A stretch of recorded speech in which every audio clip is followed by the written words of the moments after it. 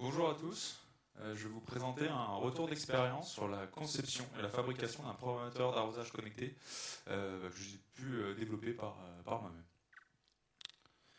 Donc moi je suis Nicolas Torion, je suis développeur full stack au Bear Studio. Donc le Bear Studio, on est un studio de développement d'applications web et mobile. On est principalement centré sur les porteurs de projets qui veulent lancer pour la première version de leur produit. Donc voilà, on les accompagne jusqu'à la mise en production de leur application. Donc là, ce que je vais vous présenter, ça n'a pas grand-chose à voir avec ce que je fais au jour le jour. C'était vraiment voilà, un side project que j'ai voulu faire. Donc un side project voilà, parmi tant d'autres. Donc l'idée, c'était de répliquer voilà, ce type d'appareil. Donc là, je prends l'exemple de la gamme Gardena. Donc un programmateur d'arrosage, ça va pouvoir contrôler des électrovannes qui sont par exemple sur votre terrain, enterrés dans le sol pour contrôler un réseau d'eau. Donc à partir de là, vous pouvez arroser voilà, après votre pelouse, des plantes. C'est pas mal utilisé aussi voilà, dans les parcs botaniques pour voilà, conserver les espèces de plantes. Et l'idée, grâce à ça, voilà, après, c'est que souvent, après, grâce à la puissance du logiciel, avec les apps mobiles, les apps web qu'on peut faire actuellement, après, on peut ajouter de l'intelligence à tout ça. On peut, en fonction de la météo, régler les arrosages, arroser de manière plus précise. On peut aussi avoir des pré-réglages par rapport à des espèces de plantes, etc. etc. Voilà. Donc l'idée, c'était de répliquer ça. Voilà un exemple d'électrovanne. Donc ça va être ce qui va être enterré après dans des boîtes, des caisses dans lesquelles les électrovannes sont, c'est relié à des tuyaux, et c'est ça qui est contrôlé grâce ici aux deux petits câbles en haut, c'est ça du coup qui est contrôlé après par le programmateur d'arrosage. Donc si on fait un petit récap des fonctionnalités que propose par exemple le produit de Gardena, donc c'est du contrôle d'électrovanne 24 volts en courant alternatif. Donc ça c'est standard, ça c'est un standard sur les électrovannes de réseau d'eau. Le programmateur de Gardena permet de contrôler 6 zones, donc 6 électrovannes différentes contrôlables. Il propose une application mobile sur laquelle on peut programmer des arrosages. Et il propose du coup la programmation d'arrosage en fonction d'un calendrier. On peut ajouter de la récurrence sur les arrosages qu'on va arroser toutes les semaines, tous les jours, etc. Et il propose des pré-réglages par rapport à la météo, par rapport aux espèces, etc. Par contre, leur produit, après voilà, c'est un très bon produit, hein, mais c'est juste voilà, c'est onéreux, c'est 160 € le vendu le programmateur, plus après 120 € pour rajouter de hub, pour après brancher plusieurs appareils dans le réseau. Donc l'idée là aussi c'était d'avoir quelque chose de moins cher. Donc moi, mes objectifs sur mon projet, ça a été un petit peu plus de zones, donc 8 électrovannes contrôlables, donc 8 zones différentes, compatibles bien sûr avec toute électrovanne 24 volts courant alternatif. Bon, ce sera compatible avec tout ce qui fonctionne en 24 volts. Là par exemple ici pour mon appareil de démo que j'ai emmené, j'ai utilisé c'est des feux de camion que j'ai commandé sur Amazon qui fonctionnent en 24 volts. Moi je voulais pas de hub en plus, l'appareil va fonctionner directement en Wi-Fi. En fait l'application mobile que je vais développer va pouvoir, quand on paramètre l'appareil, va donner via le Bluetooth les identifiants du Wi-Fi, et après l'appareil est autonome et reçoit les informations d'un serveur, les informations d'action, de voilà, tu dois arroser telle zone pendant tant de temps.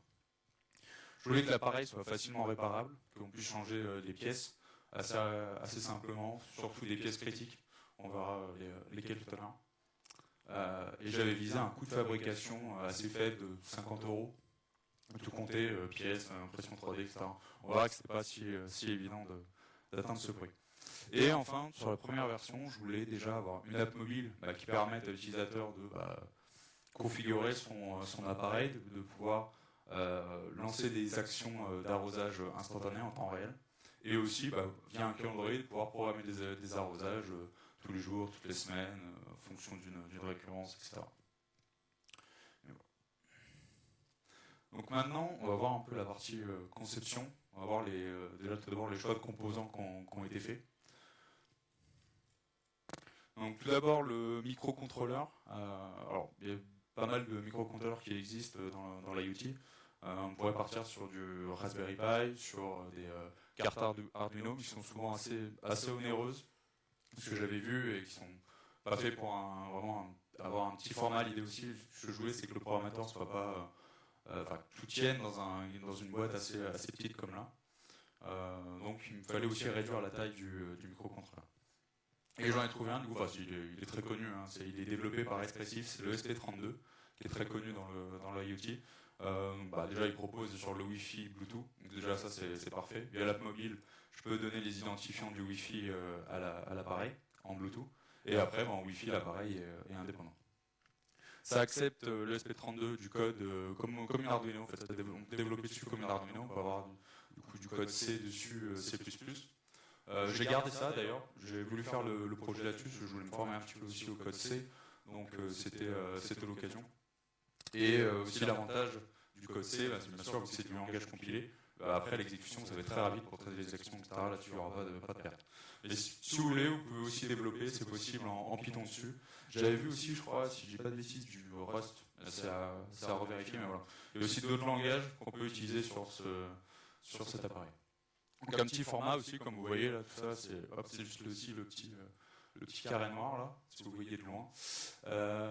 Et après, le SP32, il y a toutes les pins digitales, en fait sur les côtés. Si je montre ici la D2, on va avoir D4, puis après toutes celles au-dessus.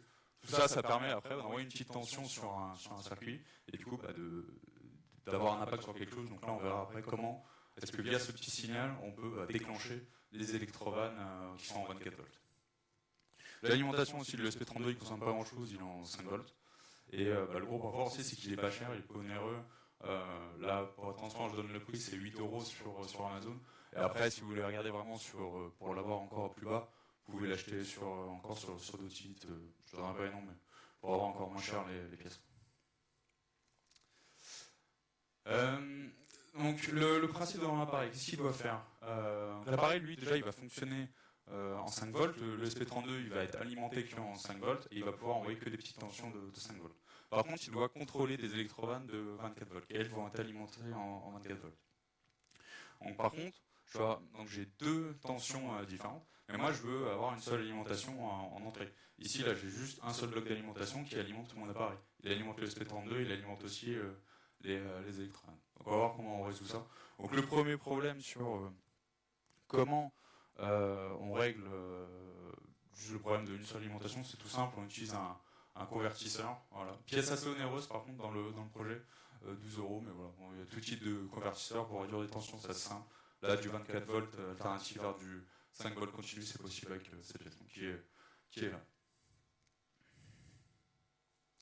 Après, pour régler le deuxième problème de l'ESP32 qui gère que du 5 volts, lui, et qui doit déclencher en fait l'allumage des électrovannes en 24 volts, on va utiliser un composant qui est le relais. C'est très connu, ça aussi en électronique. Le relais, du coup, comment il fonctionne? En fait, lui, il va permettre, en fait, au début, là, ici, sur la position, hop, ici, là, sur le 24 volts, là, j'ai une électrovanne qui est branchée. Donc là, ça, c'est juste un câble. Tout ça, là, les deux traits, là, c'est juste un câble qui, après, va aller à... Enfin, la sortie ici va aller à l'électrovanne. En fait, par défaut, ici, dans cette position-là, on dit que le circuit, il est ouvert. Donc, il n'y a pas de courant qui circule dans le fil. Donc là, l'électrovanne, elle ne fonctionne pas. Donc, en fait, via ce composant-là, la carte relais, ici, là, de ce côté-là, je branche mon ESP32. J'indique ma masse, du coup 0 volts, la tension maximum 5 volts. Et dès que le ESP32 ici, sur cette branche IN1, va envoyer une tension de 5 volts, automatiquement, ça va activer la carte relais, qui va activer le relais. Et du coup, là, le relais va fermer le circuit, et du coup, le courant va circuler pour alimenter l'électrovanne. Donc par contre, ça, là, ce que je vous montre, c'est une carte relais qui est prête à l'emploi, quasiment. Là, on a juste à brancher derrière, à la relier à notre ESP32. Par contre, la pièce est assez onéreuse. Pour moi, j'avais estimé pour 8 relais, vu que je voulais alimenter 8 électrovannes, le prix monte à 15-20 €. Je voulais réduire un petit peu ce coût-là, et en plus, deuxième objectif, je voulais faire moi-même mon PCB. Donc voilà, la pièce ici verte. Je voulais moi-même faire ma carte électronique. Donc l'idée, c'était de voir après qu'est-ce qu'on avait à l'intérieur de cette carte relais. Qu'est-ce qui faisait que, voilà, juste avec une petite tension 5 volts ici, on pouvait bien activer le relais. Donc pour ça, j'ai cherché un peu. il y a le site Captain Arduino qui propose un article d'explication sur comment répliquer en fait cette carte relais-là avec des composants soi-même pour la mettre sur un PCB. Donc voir s'il y avait à l'intérieur. Alors c'est tout simple. Donc là, je retrouve toujours la pièce principale, la pièce bleue ici, carré, là, le relais. Donc là, ici, j'ai mon 24 volts l'électrovanne est branché dessus. Donc toujours juste une broche de l'électrovanne qui est branchée dessus. Et donc du coup, là par défaut, le circuit est ouvert, donc le courant ne circule pas. Et c'est quand ici, de ce côté-là, en fait, je lance un peu, c'est quand ici, là, tac, tac, ça va remonter ici, le courant 5 volts va circuler sur les deux broches du relais, donc les deux broches qui sont coil 1, coil 2, que là le relais va s'activer et va du coup fermer le circuit sur le 24 volts et alimenter l'électrovanne. Et donc, après, il faut qu'on ait une sorte d'interrupteur, en fait quelque chose qui va nous permettre de bloquer le courant 5 volts à l'entrée du relais. Donc pour ça, on utilise un transistor, donc c'est le petit carré T en haut. Donc c'est tout simple. En fait, là, par défaut, le transistor, lui, il coupe le courant. Il empêche il ouvre du coup, je pense aussi le circuit. Hop. Ici, on voit la pièce T. Et dès qu'on va envoyer une petite impulsion 5 volts sur la branche D via le SP32, là, il va laisser le courant circuler. Et du coup, automatiquement, le relais du coup, va s'activer et laisser lui aussi passer le courant côté 24 volts. Donc voilà un petit peu pour l'explication technique là-dessus. Ce qu'il y a de bien du coup, c'est que juste avec un transistor, une petite résistance, une diode, c'est juste pour éviter le retour de courant, on réduit un petit peu les coûts. Et donc là, pour 8 relais, comme si j'avais une carte de relais de 8 relais pour alimenter 8 électrovannes, là je vais baisser mon coût, je vais passer à 10 € et je vais pouvoir moi-même ajouter tous mes composants sur un PCB. Donc pour le PCB, après, du coup, j'ai regardé un peu les logiciels, les applications qui existaient pour créer soi-même une carte électronique. Voilà. D'ailleurs, pour info, j'avais pas une grande connaissance au début en électronique, j'avais quelques bases, mais l'idée aussi, voilà, c'était un peu de découvrir tout ce monde-là. J'avais jamais fait ça. Donc là, j'ai utilisé une application web d'un site qui permet de commander en ligne directement après sa production. Voilà, vous pouvez aussi faire ça via un logiciel open source en local. Enfin voilà, après ça c'est assez libre. Et voilà. Et après, tous les logiciels, je pense, fonctionnent un peu de la même manière. En fait, ce qu'ils permettent, c'est que on peut prévisualiser sa carte, on peut ajouter des trous, on peut régler les espacements entre les trous, etc. On peut faire des trous plus ou moins gros. Par exemple, si j'avais prévu pour mettre des vis en haut sur le convertisseur. Et après, tous les autres petits trous, ça c'est pour aller mettre juste un composant, en fait, pour aller fixer un composant, pour aller fixer un relais, pour aller fixer mon transistor, etc. Et après, on peut faire des liens aussi très facilement entre les trous, les liens d'étain, comme ça. Ça fait des connexions. Et les connexions aussi, automatiquement, le logiciel, en fait, il prévoit, vous faire gagner de la place en les rendant carrés, etc. Enfin, voilà. Donc voilà ce que ça donne après mon schéma de PCB. Alors, pour expliquer très rapidement, ici, là, en haut à gauche, là, je vais avoir la place de mon SP32. Là, j'avais prévu une sortie d'un petit écran que je n'ai pas mis là sur l'appareil de démo. Et après, ici, là, la place de mon convertisseur. Ici, là, l'espace blanc. Ici, là, c'est pour mettre mon convertisseur de tension 24 volts vers 5 volts. Donc là, ici, sur la droite, en bas à droite, hop, tout en bas à droite, ici, j'ai l'alimentation, le 24 volts qui arrive en entrée. Il y a une partie du coup qui est redirigée directement vers le convertisseur pour alimenter le SP32, ici. Et après, du coup, le 24 volts, les deux branches, elles sont divisées. Ici, du coup, j'en ai une qui va directement aller alimenter les électrodes. Après, du coup, il faut brancher l'autre broche. Et l'autre broche, du coup, c'est elle qui arrive par là, qui arrive, du coup, par les relais. Ici, là, j'ai la position de tous mes relais. Là, voilà, ça c'est ce qu'on a vu, c'est la partie qu'on a vue avant. Je retrouve ma résistance, mon transistor, ici là mon relais. Et après du coup chaque relais, hop, va redonner la deuxième broche électrovanne. Et c'est le relais du coup qui bloque le circuit, qui bloque le courant. Voilà. Donc là, sur un PCB, je ne vais pas donner le site de commande, mais j'ai pu avoir à peu près pour 4 euros pièce. Donc on est par exemple 10 cartes PCB pour à peu près 40 euros. Donc maintenant on assemble, je vais juste montrer quelques photos, rajouter des explications. Donc là au début, donc là le PCB vierge, je rajoute les borniers. Donc les borniers c'est les petits dominos bleus pour pouvoir brancher facilement, débrancher des fils via une petite vis. Donc là ici en bas, je vais retrouver du coup tous les borniers pour connecter, débrancher, rebrancher les électrovannes. L'alimentation aussi ici, en bas à droite. Et là du coup pareil, j'ai rajouté un bornier aussi pour le convertisseur. C'est une pièce assez sensible d'ailleurs. Sur un appareil que j'ai fait tourner chez moi pendant plus de 6 mois, il n'y a eu aucun souci et tout, l'appareil tournait très bien. Et un jour il y a eu de la foudre, il y a eu un orage, surtension sur le réseau électrique, et du coup la pièce a grillé. Et ce qui est bien du coup, c'est qu'avec ces borniers, très facilement, vu que la pièce est sensible, je peux dévisser, j'enlève le convertisseur, j'en remets un autre et c'est reparti. Et après aussi j'ai prévu des petits borniers tout en haut à gauche pour le SP32. Voilà, donc après on rajoute les différents relais. Et après on rajoute les pièces dessus, le SP32 à gauche, le convertisseur avec le petit écran par-dessus. Et là j'ai même mes 8 relais qui sont disposés aussi. Hop, après comme ça s'allume. Donc au niveau de la pression 3D, alors je suis pas allé très loin, c'est quand même c'est quelque chose de très sommaire qui pourrait être amélioré. Moi j'avais prévu 3 pièces, donc là ici vous avez là en vrai la base qui est tout à gauche, ici sur l'écran. Donc la base qui va accueillir tous les composants, le PCB, etc. On laisse un espace en bas pour pouvoir laisser passer les câbles.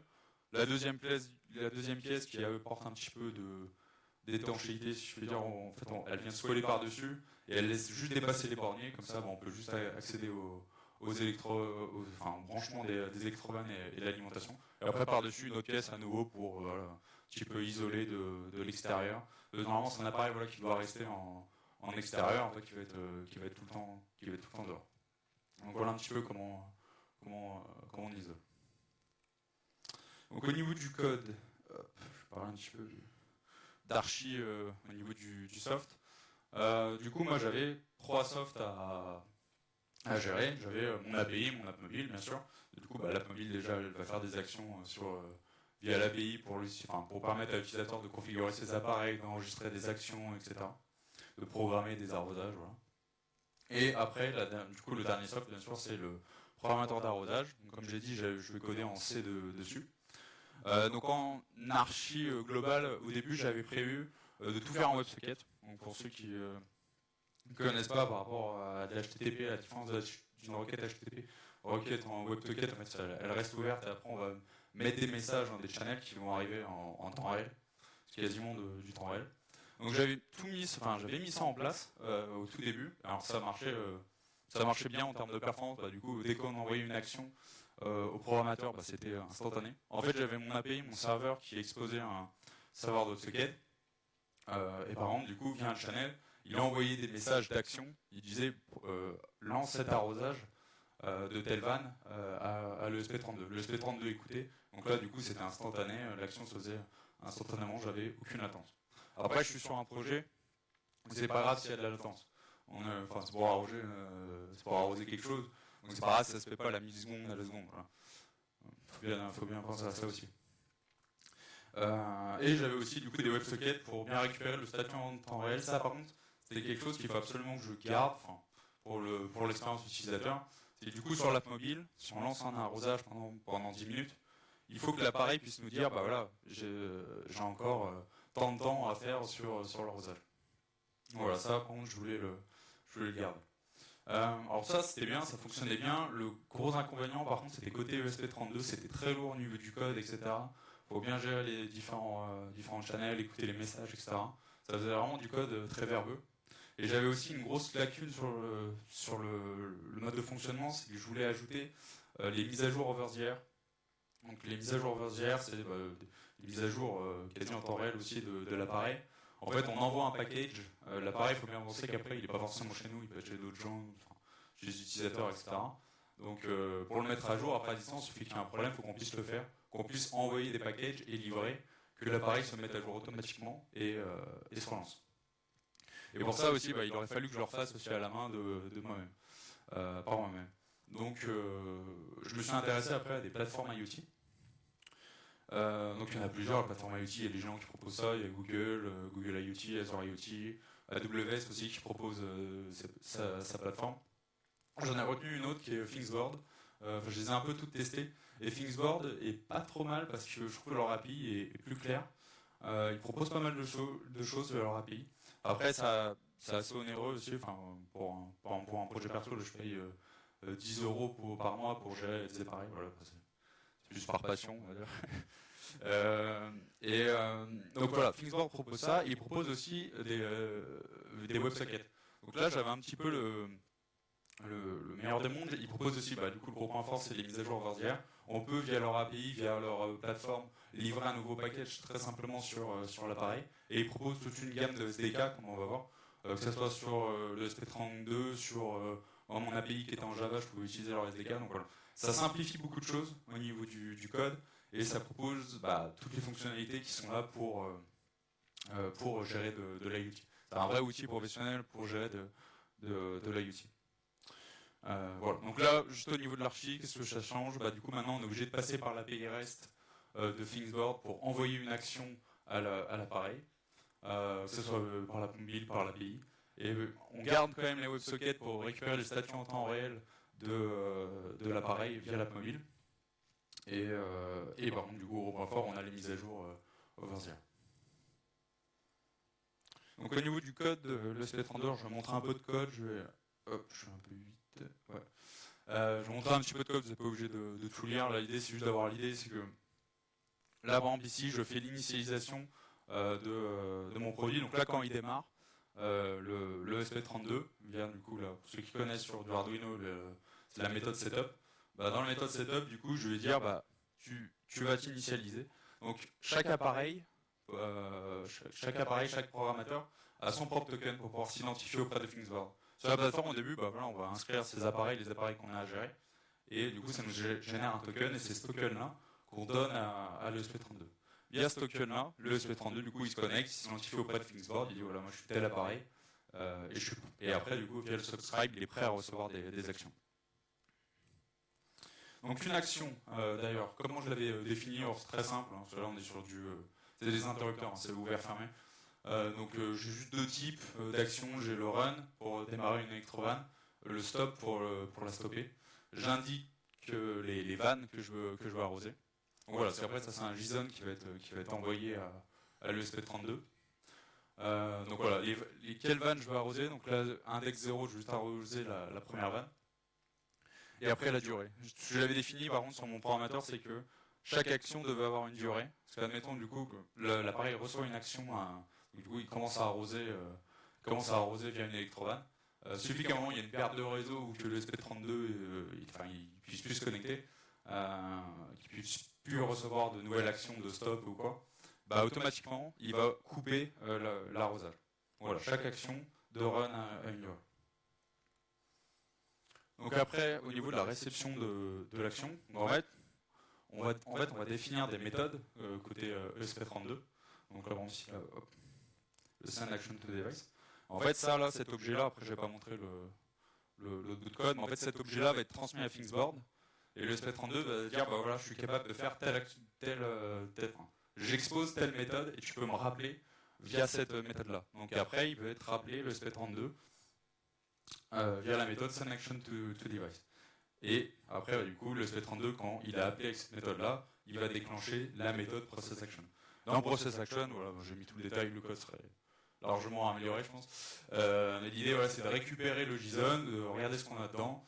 Je dois arroser, j'ai une action de type run. Du coup, quelle électrovanne je dois déclencher, pour combien de temps, ou à l'inverse, du coup, quelle électrovanne je dois arrêter. Et après, une fois que le SP32 a mis à jour tous ses statuts, qu'il a déclenché l'action, il renvoie le statut. Ce que j'ai défini, c'est qu'il met à jour son statut toutes les minutes, par défaut. Et après, quand il est en train d'arroser, de déclencher une électrovanne, là, toutes les secondes, là, il va donner son statut en temps réel. Donc, rapidement ce que j'ai mis dans le JSON que va renvoyer après le SP32 à Thingsboard. Il va envoyer du coup son statut, ce qu'il est connecté, la version du firmware qu'il est en train d'exécuter, ça nous permet aussi de le suivre si tous les appareils sont bien mis à jour. Et après des informations sur toutes les vannes qui gèrent. Donc là, par exemple, valve 0. Est-ce que la vanne est ouverte ou fermée? Run progress à quel pourcentage d'avancement je suis dans l'arrosage de cette vanne-là, dans l'action, dans la durée de l'action. Et voilà. Et tout ça après, via la méthode SendTelemetry JSON, on peut envoyer ce qu'on appelle des télémétries à Thingsboard. Et en fait, c'est un ensemble de variables que Thingsboard va tenir à jour. Et après, tout ça peut être exposé via des WebSockets. On verra un peu plus tard dans le produit.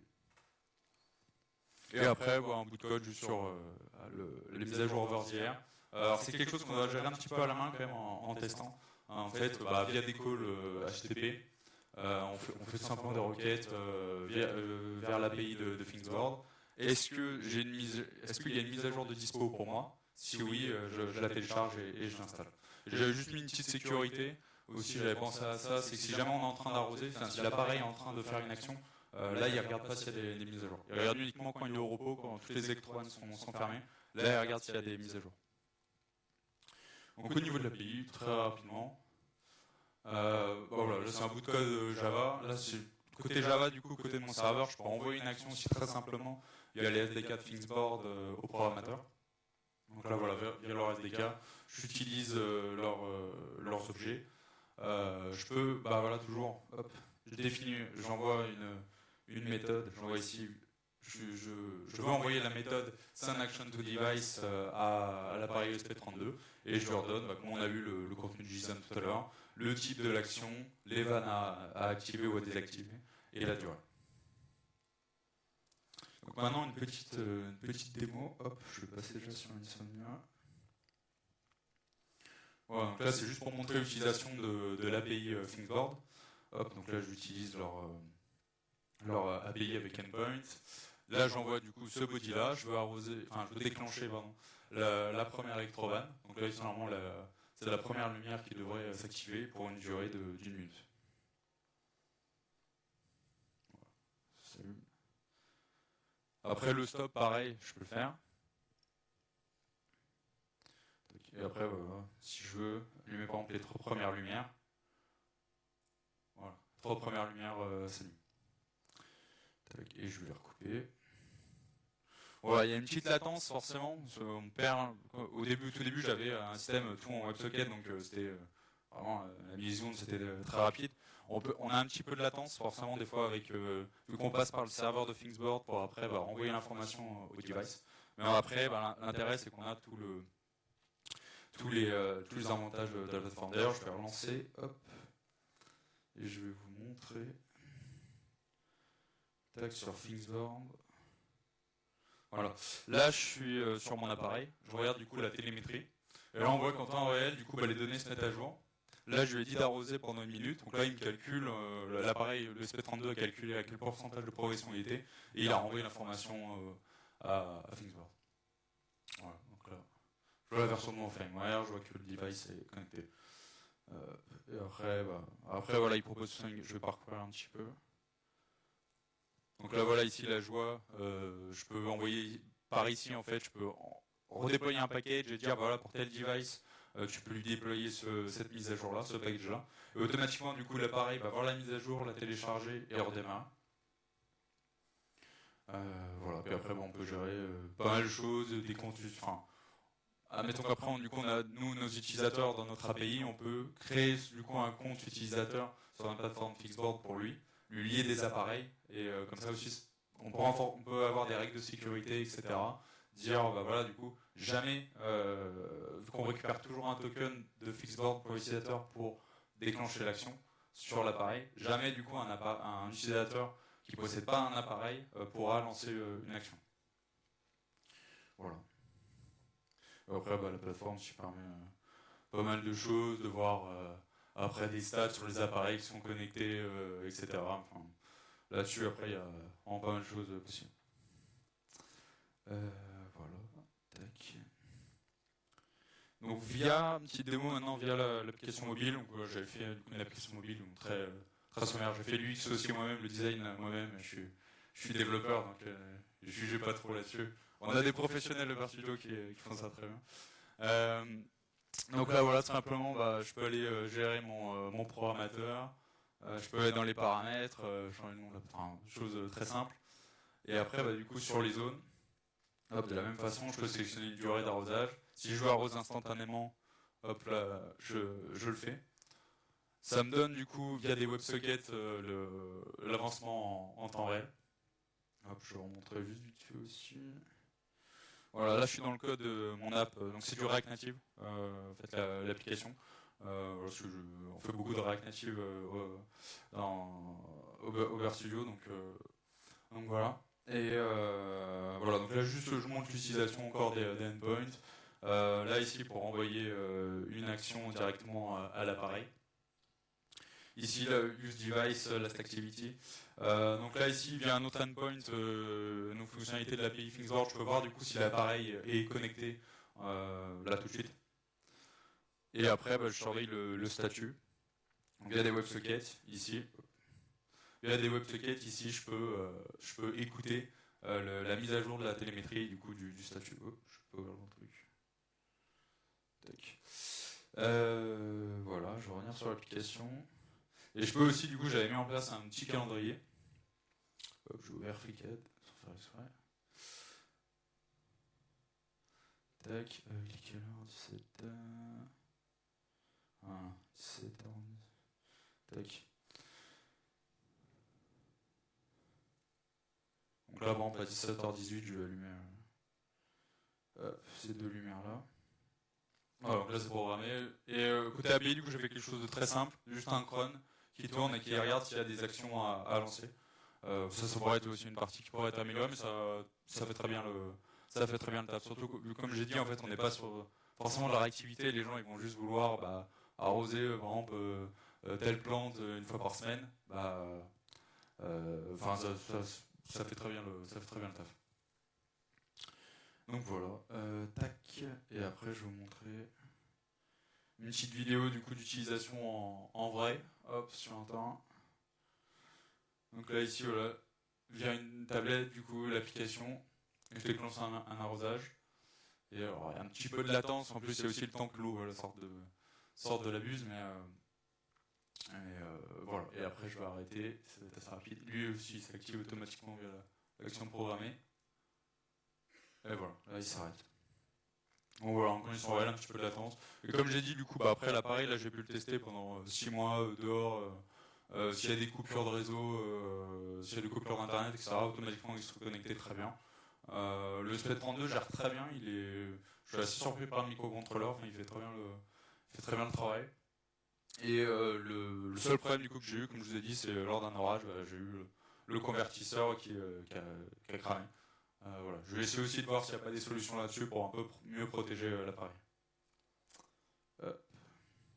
Donc après, un petit bilan au niveau du prix, je dépasse les 50 € que j'avais pour objectif.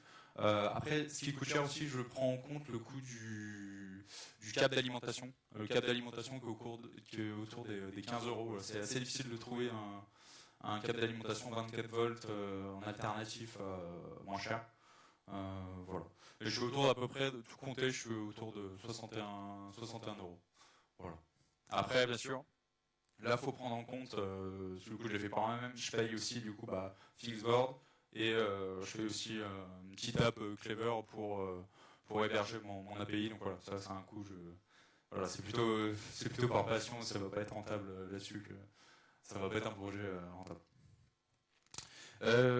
Au niveau du bilan, du coup, si on fait un petit peu le bilan du projet, j'ai bien mes 8 zones contrôlables, c'est assez modulable, ça d'ailleurs. Je peux faire évoluer ma carte, rajouter des relais un petit peu comme je veux. C'est juste dans la limite après des branches, enfin des pins qui sont proposés par le SP32. Mais là-dessus, je peux pas mal ajouter de relais. Donc pas de hub nécessaire, fonctionne directement en Wi-Fi, ça c'était bon. 50 € pas respecté, bon, c'est pas très grave. Bien compatible avec tous les Electrovan à 24 volts, je peux m'alimenter des lumières. Facilement réparable et sur le champ de pièces. Alors ça va, mais c'est pas parfait. J'ai mis un petit warning. Il faudrait que je m'améliore en impression 3D, mais il faudrait que je regarde après pour ajouter des systèmes plutôt avec des vis, etc. Parce que là je fais pas mal de choses encore avec du double face, etc. pour coller les choses, agencer les choses. C'est encore très, très artisanal, mais voilà, c'est un axe sur lequel on pourrait grandement améliorer le projet. Euh, Au niveau des problématiques et du reste à faire, gros problème, j'ai vu, enfin je sais pas si vous avez vu sur le code over the air pour récupérer les mises à jour, j'arrive pas à faire fonctionner les requêtes sur le SP32 en HTTPS. Ça faut que j'y regarde. Là pour l'instant j'avais laissé de côté, je voulais quelque chose déjà qui fonctionne chez moi. Et j'arrive. Normalement c'est possible, le SP32 peut gérer. Mais en fait il faut gérer à la main un certificat, etc. J'avais regardé différents tutos, je suis pas arrivé à le faire fonctionner pour le moment, donc je vais retravailler là-dessus. Donc voilà, pour l'instant gros point noir. L'impression 3D, du coup, comme je disais, il y a vraiment moyen de faire mieux en termes de design, de quelque chose de joli, etc. Bon, l'avantage pour l'instant de mon impression 3D était à assez faible coût. Je faisais moi-même avec mon imprimante 3D, donc à peu près 8 euros le coût d'impression pour les 3 pièces.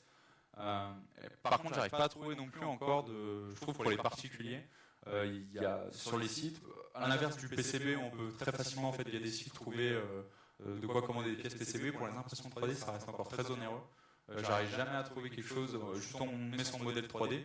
Là, pour les plans que j'avais mis, mes modèles 3D, c'était au moins 50, 100 euros, je crois, la commande. Donc c'était, je n'allais pas payer ça pour juste une simple impression 3D. En objectif aussi que j'ai, je voudrais automatiser le build du package, parce que là, pour l'instant, comme j'ai dit, en fait, un device, un appareil, un programmateur, enregistré sur Thingsboard, il va avoir son token pour s'identifier. Du coup, quand on fait des mises à jour over the air, on est obligé d'avoir un package par device. Donc compiler à chaque fois un package avec le bon token pour le device. Donc pour ça, il faudrait que j'automatise avec une GitHub Action, par exemple, faire une CI/CD pour que automatiquement, il me génère mes packages pour tous mes devices, il le upload automatiquement sur Thingsboard et comme ça, après, les appareils se mettent à jour. Je réfléchis aussi à mettre, je vais le faire, que je prenne le temps de mettre en open source les plans du PCB, de l'impression 3D du code. Voilà, il faut juste faire un petit peu de clean dans le code avant de mettre ça en open source, mais voilà, l'idée après c'est que ça soit un petit peu quelque chose de collaboratif, où après les gens s'ils veulent répliquer chez eux, ils peuvent le faire très, très simplement. Peut-être juste de vendre, si je puis dire, le service Thingsboard que j'aurai. Et après, j'avais plus au niveau logiciel. Après, comme j'avais dit, en fait, via la météo, on peut faire des choses aussi. J'ai fait des tests avec une API météo, qui est une API française, je crois, qui permet du coup d'avoir des stades météorologiques en fonction d'une localisation. Donc là, déjà, ce que j'ai, c'est que chez moi, du coup, si jamais il y a de la pluie dans la journée, l'API le sait et l'API désactive automatiquement les arrosages qui étaient programmés dans la journée. Et après, on pourrait imaginer, comme je disais, ajouter pré-réglage d'espèces en fonction des espèces arrosées. Et comme je disais, peut-être penser à voir comment, je sais pas, pour l'instant je sais pas, j'ai pas la réponse, mais voir comment est-ce qu'on pourrait protéger un peu l'appareil en cas de surtension sur un réseau. Voilà. Et juste dernière chose, VerStudio, on aime bien faire de l'open source, on a une gamme de starters. Si vous voulez démarrer rapidement un projet React pour du web, un projet React Native pour du mobile, on a des starters pour ça, la gamme StartUI, donc StartUI Web pour React, StartUI Native pour React Native. Donc vous avez un ensemble d'écrans, de composants déjà prêts à l'emploi. Vous retrouvez du coup tout ce qui est commun aux applications. En fait, si vous voulez, l'utilisateur il va vouloir se connecter, il va vouloir changer son mot de passe, donc tout ça, les écrans sont déjà prêts. Des bonnes pratiques aussi qui sont mises en place dans le projet. Donc voilà, ça vous intéresse, tout en open source sur GitHub. Et le petit nouveau, c'est React Native XUI, que je développe aussi avec VerStudio. Et l'idée, c'est une librairie de composants UI, comme il y en a d'autres. Celle-ci, en fait, elle s'inspire de Chakra UI sur React, pour ceux qui connaissent. Voilà. Mais ça, c'est pour React Native du coup aussi. Voilà, donc merci à vous pour votre attention. Si vous avez des questions.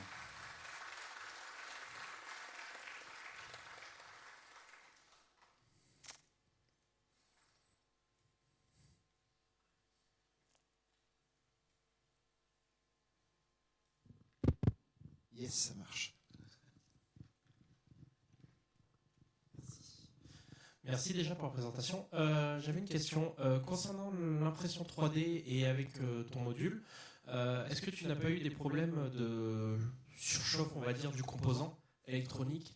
Parce que j'ai déjà vu des... En fonctionnement? Ouais, Raspberry ou Arduino déjà faire Ouais. sortir le chaud des impressions 3D. Donc je me demandais avec ton montage, est-ce que tu as eu ce problème? Non, pas du tout. Le SP32, il chauffe jamais. Enfin, je vais le toucher un peu. Ouais, un peu de chaleur, mais non, mais vraiment, enfin, ça brûle pas. Il consomme quasi rien. Enfin, en plus, il est pas poussé à fond. Enfin, franchement, non, là-dessus, il y a pas de souci. C'est plus des fois quand je faisais des tests, bon, forcément. Quand tu te trompes et tout, le transistor, c'est déjà arrivé qu'à un moment, il me brûle le doigt. Je fais tout. Il y a d'autres questions dans la salle? Oui, devant. Moi, j'en ai une petite le temps qu'on se déplace. Le choix du PLA par rapport à de l'ABS? La compétence. Non, mais en vrai, je connais pas très bien. Je suis parti sur le plus simple. Là-dessus, ouais, je pense que je suis parti sur le plus simple, le moins cher. Après, comme tout le monde, je pense que j'ai appris aussi sur l'impression 3D. Faut bien avoir une pièce à température fixe, autour de 19 degrés, je crois. Voilà, faut pas hésiter aussi sur les impressions 3D, ça je l'ai pas dit. Sur une grosse pièce comme ça, en fait, ça a tendance à se décoller. En fait, au bout d'un moment, en fait, la structure se lève et du coup, bah, après, votre dos est plus plat. Ça fait quelque chose de pas bon. En fait, pour ça, faut demander, en fait, quand on génère via votre logiciel d'impression 3D, quand il génère en fait le dernier fichier qui va être envoyé à l'impression 3D, à l'imprimante 3D, en fait, il faut lui dire de mettre un petit support autour, une couche fine, en fait, mais qui va permettre de garder l'adhérence sur le matériel. Voilà. Et, après, oui, pour les textures et tout, je suis pas expert là-dessus. Je suis forcément faire le meilleur chose. Par rapport à l'alimentation de l'ESP32, est-ce que ça aurait été envisageable d'utiliser plutôt une petite batterie ou pour justement pas avoir de convertisseur? Difficile en fait pour les électrovannes. Oui, mais alors je pose la question parce que aussi justement moi j'ai un programmateur d'arrosage beaucoup plus basique que ça, le truc qui fonctionne avec 2 piles. Ouais. Et du coup, c'est pas des électrovannes, c'est tout simplement un petit moteur qui va faire tourner pour ouvrir ou fermer la vanne. C'est du 24 volts aussi? Pas du tout. Il y a 2 piles de 1,5. Ah oui. Ok. Alors, et donc là, c'est juste le petit moteur, mais il ouvre, il fait plus rien, il referme. Et donc, c'est plus du tout le principe des électrovannes où il y a une tension qui est appliquée en continu. Ok. Ce qui explique aussi qu'il n'y a pas la même consommation électrique. Mais je me demandais, par rapport à l'ESP32, lui, en termes de consommation, est-ce que... sur batterie, oui, il fonctionne. Sur batterie, il n'y a pas de problème. Oui, si après c'est géré du 1,5 volts, et qu'on peut, du coup, une batterie peut fournir le 1,5 volts, enfin le SP32, il fonctionne en 5 volts, donc c'est comme en USB. Là, il y a des batteries pour, ouais. D'accord. Là, on pourrait, Moi, la problématique, c'est du coup, je voulais des 24 volts, donc forcément, là, une batterie 24 volts, enfin, ça... Oui, non, on oublie. Ça fait costaud. Ouais, c'est une batterie de vélo.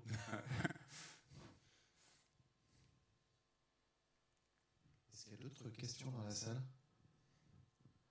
Bon, il faut que je t'en trouve une autre parce qu'il faut qu'on tienne jusqu'à la nuit, il faut que vous en fuyiez pas. Voilà. Ah, super, Adrien, merci.